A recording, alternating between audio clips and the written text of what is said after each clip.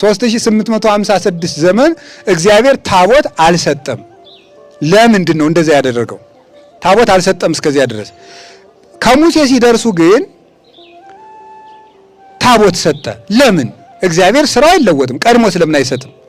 መጀመሪያ ያን ያደረገበት ምክንያት ከአዳም አንስቶ እስከ ሙሴ ድረስ የነበሩ ትልልቅ አባቶች ራሳቸው ምንድን ነበሩ? ታቦት ነበሩ። ራሳቸው ምን ነበሩ አልኳችሁ? ታቦት። ታቦት ማለት ምን ማለት ነው? የማን ማደሪያ? የእግዚአብሔር ማደሪያ።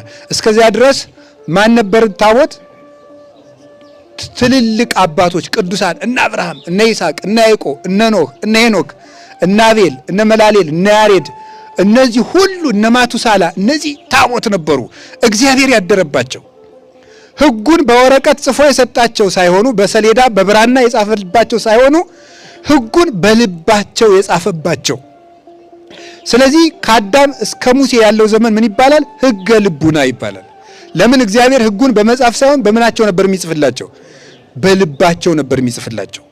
ከዚያ በኋላ ግን የሰው ልጅ ከማንነቱ እየወረደ መጣ። እየወረደ እየወረደ እየወረደ እየወረደ እየወረደ መጣ። እየወረደ እየወረደ እየወረደ እየወረደ እየወረደ እየወረደ እየወረደ ሲመጣ እግዚአብሔር በሰው ሕሊና መጽሐፉን ጽፎ በምን ጻፈ? በድንጋይ ጽላት ላይ ጻፈ። እንግዲህ ሰው ሆይ እኔ በመንፈስ ቅዱስ መግቦት በሕሊና ሕግን እቀርጽብህ ነበር። እንደዚህ ጠማማ ከሆንክ ሕግህ ተንኮል፣ ልብህ ሕግ ተሞልቶ ተንኮል የማያጽፍ ሆነ።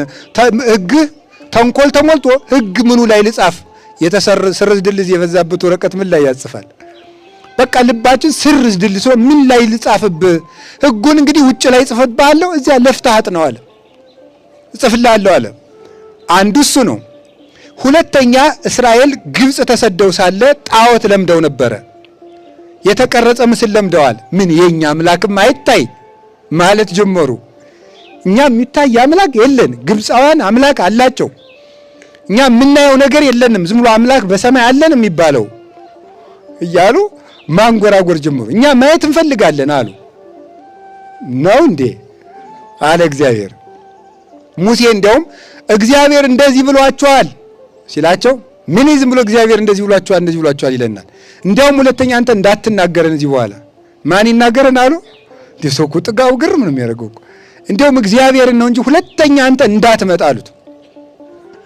አሁን እግዚአብሔር ቸር አይደል? የተቀረጸ ምስል የግብፃውያን እቴ የውሃ አምላክ የላም አምላክ የምን አምላክ አላቸው። እኛ አንድ ነገር አይተን አናውቅም፣ ዝም ብሎ እግዚአብሔር በሰማይ ያለንም ይባል ሲሉ ነው። በቃ እሺ በዚህ ይገለጣለሁ አለና እግዚአብሔር